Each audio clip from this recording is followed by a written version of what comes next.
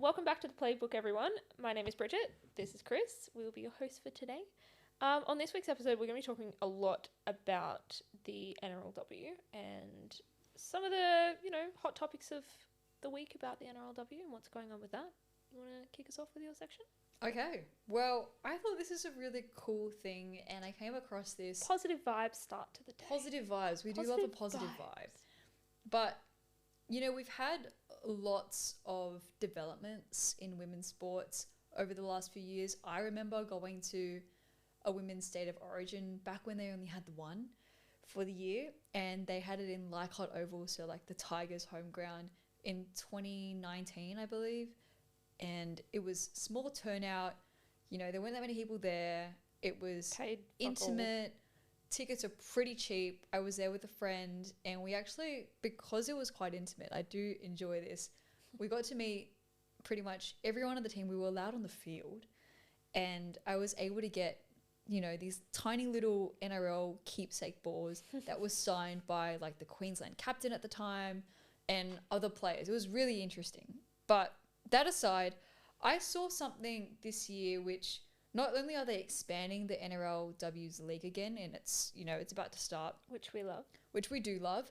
But there's been a couple things in their agreement which have come to light, which I thought we should share and highlight because this is great. A lot of the NRLW, like the contracts, aren't publicised.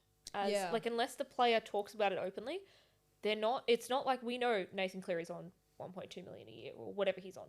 Like, we don't know that. And I asked this in the car on the way here, where I was like, oh, how much is, Tamika Upton on? Oh, I've got no idea. It's not publicised. Oh, Jess Surges? No clue.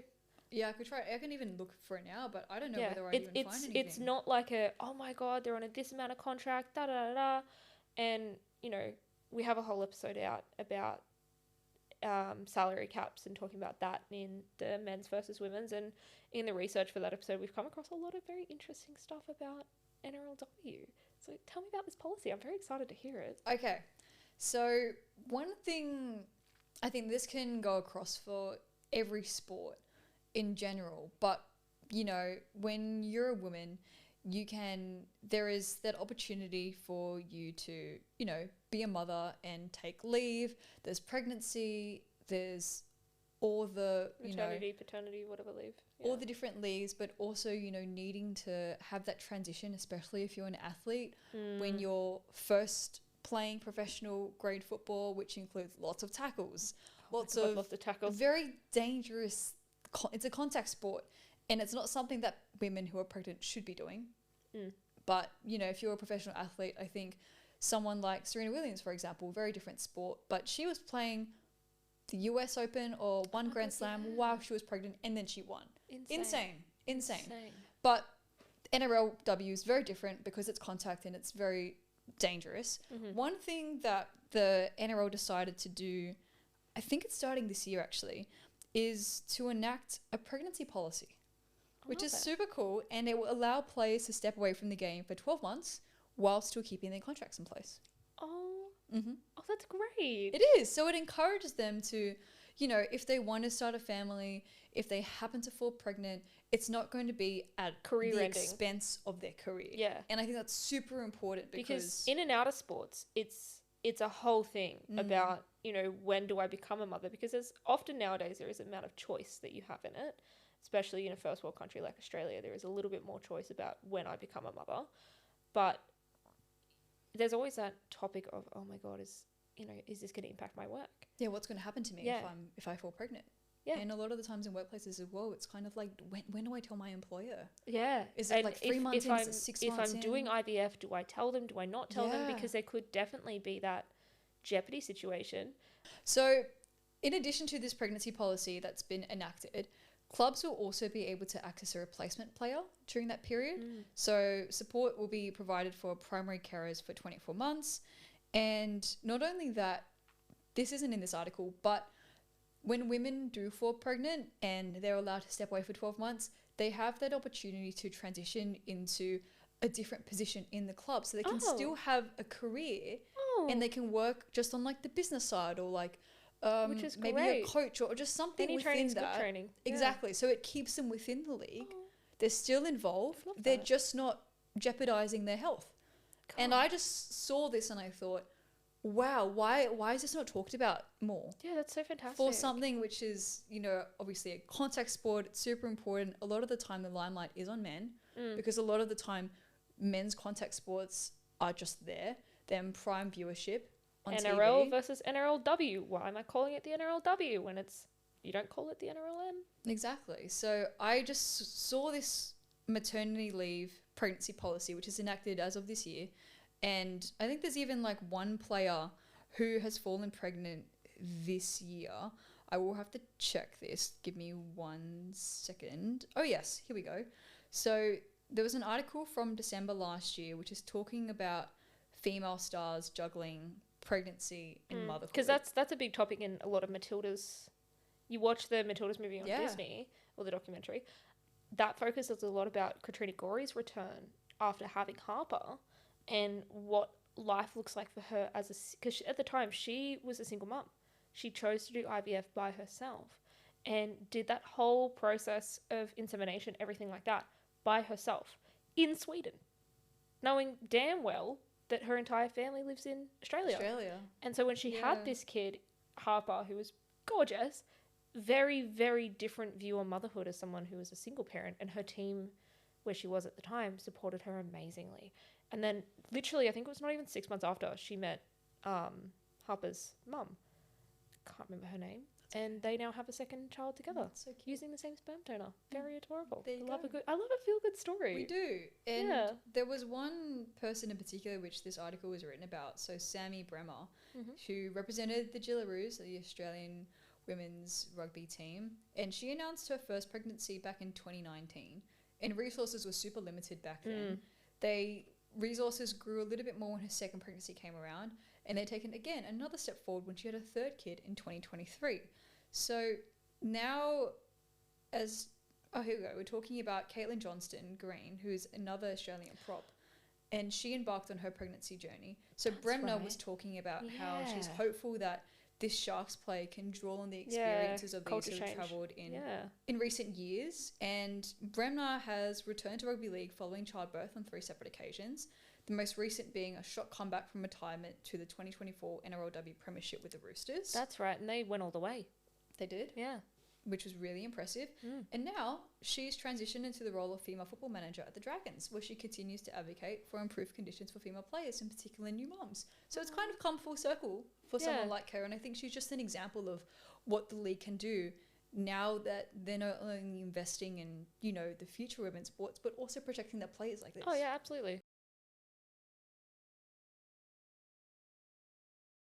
There has been a recent incident with the women's Sharks team, as they had advertised a position for assistant physiotherapist as voluntary, which it's not unheard of for teams, especially big clubs in Australia, to use, because we actually do have a lot of people graduating as physios, and a lot of those people want to go into sports because they're all very sporty people. Going straight into it, going, I'm really interested in recovering from sport, everything like that, which is fantastic. But using people for those wanting to go into sports as either paid, low paid, or underpaid, or not even paid voluntary positions. So this position is technically voluntary, but there's a lot of controversy around it because, as we've talked about previously, there is a lot of injury amongst women's athletes. So much injury. Especially physio is so important. Physio is incredibly important, especially when we're looking at knee injuries, which is so prevalent. I know in like women's soccer, the prevalency of knee issues, incredible. We've lost like 6 different Matildas, especially ones that are new up and coming that are, you know, completely written off for a year. Knee injury is a year off. When you're in the beginning of your career overseas and you have to take a year off, it's a shame. It is nothing but, it's a mistrial, it's a shame, it's awful. So what the Sharks have done, they've put up an advertisement for a voluntary physiotherapy position, which, I don't know if you know the hours of physiotherapist. They work full-time, long hours. Like, it's not something where you're just casually doing this on the side for funsies a couple hours a week. What they're wanting is someone to look after their players who are playing. You know, not only are they training during the week, and you'd probably need to be present for those trainings in case of emergency situations where someone gets injured, because someone always gets injured in a training cycle. It happens. But then also there before and after the games. Before, after, during the games. So when is the time to actually do the work and earn money? Yep. And not only that, I saw an amazing comment from his physiotherapist under the post that was posted by the Women's Athlete Project, which we love them. They are a fantastic source of women's athlete news. So physiotherapists keep athletes on the field and in play. The lack of recognition of our knowledge, experience, and talent is shocking. People don't realize the high-performing athletes have a whole team dedicated to helping them get there. Yeah. Just because you don't see them run on the field with them doesn't mean they're not there. And to neglect our female athletes like this is just insane. Why would you not have a full-time, paid, salaried person there to help you all the time? Surely the men's teams don't have... They'd have more than you one. Don't have a voluntary physiotherapists hanging around. No. You might have one kid who's on his work placement. You don't But the whole team, no. You'd have people salaried there, ready to go. Yep. Day before, day in, before the match, everywhere. You don't have them advertised as little tiny green box, voluntary as well. And I've got the job ad up here, and I just want to read a couple of the key responsibilities in this job ad because it's quite detailed. Oh, it's not detailed. As a volunteer position, you would assume you're not just hanging out. You're not just here's a barbecue sandwich, sausage sandwich. Here you go. Yeah. Good job, girls. No, it's long. So let's start off there with planning and delivering suitable treatment, rehabilitation, strength and conditioning programs for players recovering from injury. This is to be done in consultation with the relevant NRLW head coach, head academy junior rep physiotherapist, NRL performance manager, medical trainer, and doctor. That's just one. Sounds like lots of meetings. It does sound like a lot of meetings. Not only do you have to do that, you've got to provide up-to-date reports on injured players and expected to return to training and play estimates. You have to be... So it even specifies the attendance for this volunteer position. Up to 3 to 4 training sessions per week, as well as competition matches. So again, I don't know where they'd find the time to do literally anything else. They do a lot of these training sessions during the day. Like, it's not, your 5 to 9 after your 9 to 5. No, it would be during the 9 to 5. Like, it's just ridiculous. You'd also have to assist with warm-up for training and game day, conduct extra sessions with players when required, ensure all facilities are locked at the completion of training. So I'm assuming that for this volunteer position, they want you to be there before the players arrive and also be there once the players leave. And do a full report about it, and then have a meeting during the week about how the possible injuries could be coming up. And also reasonable requests from the academic physiotherapist, head coach, academy manager, NRL performance manager, and act as the game day trainer and runner. There's also lots of other responsibilities that I don't need to delve into, but I think you can kind of understand the breadth and depth of this role. It's not. It is a salaried role which has been advertised as a voluntary position, and I think it really... There's twofold, right? It affects both physios, up-and-coming physios, female, male, whatever, to look into roles like this and to work with something that's because so that's cool. Cool career opportunity. My God, that would be such a cool role. It would set you up, I think, almost for life. But the fact that they've put volunteer in front of it, it sets it back. Especially during a cost of living crisis. When am I have time for a second full-time job? Which, I actually read an article, this is a tangent, but I saw an article the other day saying that there is a large percentage of Australians these days, because of the cost of living, who are working more than one job. Yeah. And it's not surprising I'd do that. I know people who do that. Do it. I currently do that, and it's almost like the norm, which is, it shouldn't be the norm. No. Definitely shouldn't. I will most likely can do it if I get another job. It is what it is. Yeah. But that shouldn't be the case. I've done it before. Exactly. I've done it before. I know people who have done it before all the time. Most of my staff members have something else that they're doing. Yeah, because you just can't rely on the one. No. But this one, it's not paying you. It's not even paid. So this wouldn't even count. You'd have to have 3 jobs. They did have something at the end of the job ad talking about an honorarium. So you will receive a certain amount of money at the end of the season, which is tax-free, whatever. It wouldn't but let's be real, to a salary. It wouldn't equate to a salary. And most likely, it'd be like, when you coach a basketball team, oh, yeah, cool. Here's $50 and a cap. Yeah, here's $100 voucher from all of us pulled together. Thanks. Like, that's not what you expect from someone who is there to look after your athletes for the longevity of your own staff. Because then the issue is, like in the NRL, when someone gets injured, if they can prove that it's a habitual injury, so if their knee keeps going back week to week to week to week, you don't get paid out for the rest of your contract of the season. Not unless it's that one-off game. Not unless it's a one-off injury that's never happened to you before. It's a rarity. It's not going to happen again. If I randomly go out there, tear my ACL on the field, great, I'm set sorted. But if I've had knee issues for the 6 weeks prior to that and I've had to be off games and then I get my ACL knocked out, I don't get paid for the rest of the season. How am I to recover physically if I have injuries, if I don't have a physiotherapist, or if my physiotherapist is volunteer? Because I wouldn't expect a volunteer physiotherapist to put in the same amount of care as a salaried one. As much as I'd like them to, I wouldn't expect it, because get this, it's a volunteer position. It's ridiculous. So the Australian Physiotherapy Association had actually put out a statement about this. Yep. So starts off with, in the last 24 hours, several members have contacted us to express their disappointment at a job advertised for a volunteer physiotherapist position within the NRLW Cronulla Sharks team.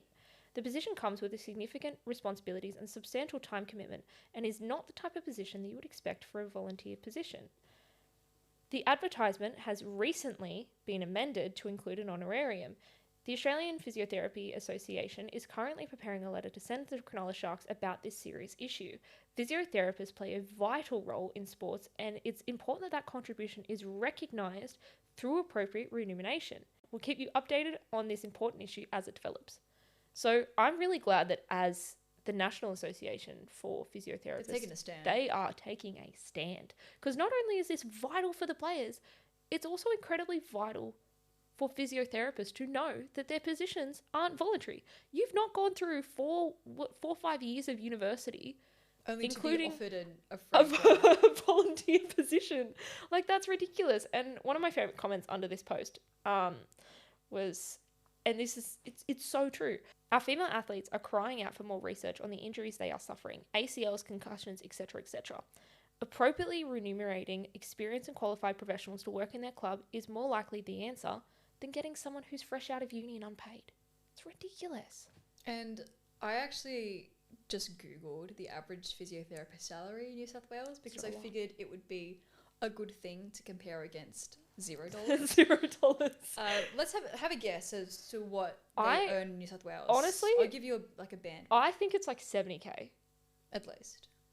Yeah. Is that what you're thinking? That's, yeah. Yeah, well, according to Seek, it's between $85,000 to $105,000 a year. So for someone who is vital to a sports team. To sports. Vital, especially to a women's sports team. Exactly. So not only are they vital to sports, but that would be, I think probably if you're starting in as a junior physio, you probably earn maybe about 70, 75. Yeah. But the average here on Seek is 85 to 105. And yet this reputable team, reputable quotation marks I suppose now, the NRLW, I think they're doing an extreme disservice to their club for having a volunteer position up there, because I guess it goes to show that what other positions are they don't value their what staff. Other positions don't they value? Because I'm sure as hell if you said to that CEO, hey, your position's now voluntary, I'm not doing that position. Why would I do that? Because it's a paid position and I should be getting paid. And I think we just need to respect the athletes. We need to respect the health practitioners who put in all the work behind the scenes that you don't see that on the field. Keep your teams running. Keep your teams running. You cannot keep your teams running if they're all fucking injured. No, you definitely can't. It's so it angers me so much that we are in a day and age where women are getting injured on the field because of lack of research and funding, and then you're expecting these positions to be voluntary. You make more than enough money off the men's team. If your females team is not making enough money, you will make enough money on the men's team to supplement that income, to supplement that point where you go, okay, we actually do need a physiotherapist. And if they have recognized they need a physio, get one in. They would have the money. They would have the money. Come on now. And even if they don't make it specifically off the women's teams, it's called Cronulla Sharks, not Cronulla Men's Sharks. And what did we say the salary cap was for the NRL this year? $11.4 million. Yeah, exactly. And that's just of players. That's not including all of the back of house stuff. That's not including the revenue they make from merchandise, from all the food at the stadiums, from any of the deals that they have, the ticket sales, the membership sales, KO sales. I'm sure you can find $100,000 for your women's team to have a physiotherapist. And if you can't, there is a budgeting issue, which likely is probably meaning that one of your higher up people is getting paid too much. Something we need to address. That, and also, well, I think the thing that we're talking about earlier with the pregnancy policy is something that is really exciting. It's like 2 steps forward, 3 steps back. It is, isn't it? Yeah. It is. We hear something and there's a development, but then and something you're like this happens. This is fantastic for women's sports. This is great. We should all get behind it. Oh, yeah, they can go off and have a baby for 12 months. That's great. But if they're 12 months off with an ACL, they're not getting paid. No. It's ridiculous. And utterly ridiculous. And that is a shame on the Cronulla Sharks. Absolute shame.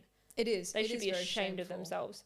I really hope that they see to it and hear the public outcry from the Australian Physio Association, but also from people like us who are just everyday watchers. We're very big fans of the NRL, the NRLW, and just women's sports in general. Because I want to watch them. I don't want to watch them get stretched off the field. We don't. I want to watch them play. We want to be able to see them happy, healthy, no injuries. Yeah, I don't want young girls watching this game going, oh my God, everyone's getting injured. Why would I play this sport? Everyone's going off in a stretcher. Everyone's got knee issues. Everyone's got shoulder issues. Everyone's ACL is bust. I don't want girls to go into a sport going, yeah, no, this is going to tear my knees apart. Why would I do that? That's not what anyone wants. It's ridiculous. So I think the takeaway from this is respect our health practitioners. Oh, God, yeah. And invest in women. Invest in women's sports. That's one thing we do keep saying, but we don't want to be feeling like we're, hitting a wall or anything. We're so invested.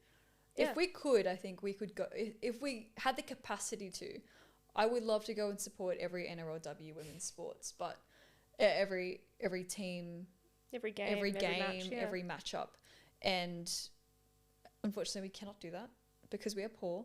But hopefully, in future, we would love to do that. We would love to.